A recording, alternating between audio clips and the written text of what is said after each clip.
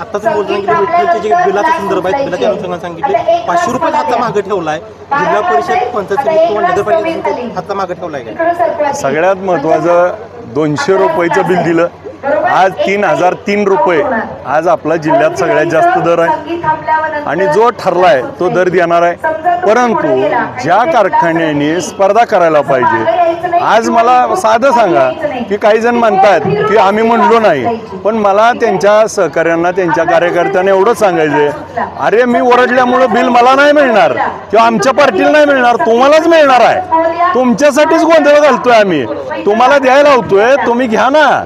मात्र या सगळ्यांमध्ये त्या लोकांचं मत आहे की अभिजित पाटील स्वतः 3,500 रुपये दर ठरवला होता, त्यावेळेस कोण देणार आहे हा विचार केला नव्हता। जर आता द्यायचा असेल तर इतरांनी बरोबरी का? सगळ्यात महत्वाचं 3,500 देणारच आहे। मग मला जर परवडत असेल, जी शिलकीत आहे तर लय भारी आहे, जिल्ह्यात 1 नंबर आहे, लय डांगडिंग करत होती, कुठे गेली?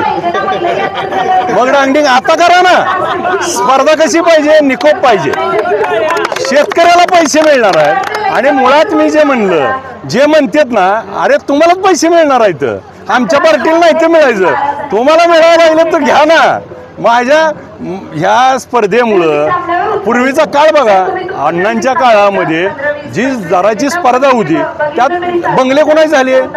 सभासदाही झाले, ऊस उत्पादक शेतकरी झाले, त्यांचेच झाले पाहिजे आणि त्यांना मदत झाली पाहिजे, ह्या भावनातनं आम्ही पुढे आलोय।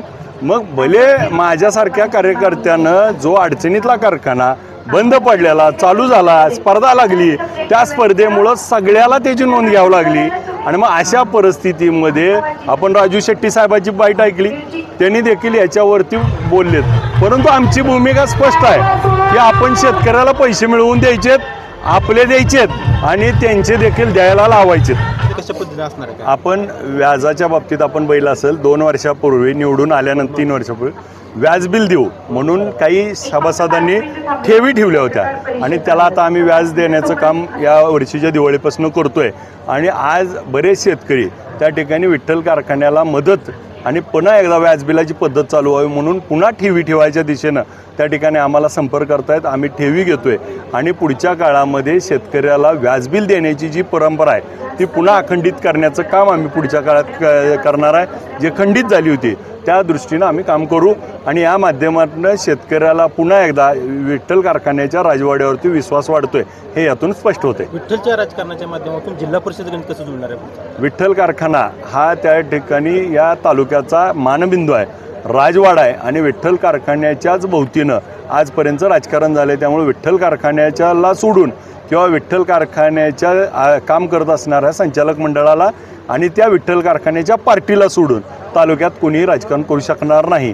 त्यामुळं पुढच्या निवडणुका ह्या विठ्ठल कारखान्याच्या आणि जी आज आम्ही त्या ठिकाणी आपण बैल असेल विठ्ठल कारखान्याच्या जीवावर तर आहे। आज विधानसभेमध्ये देखील मला संधी मिळाली।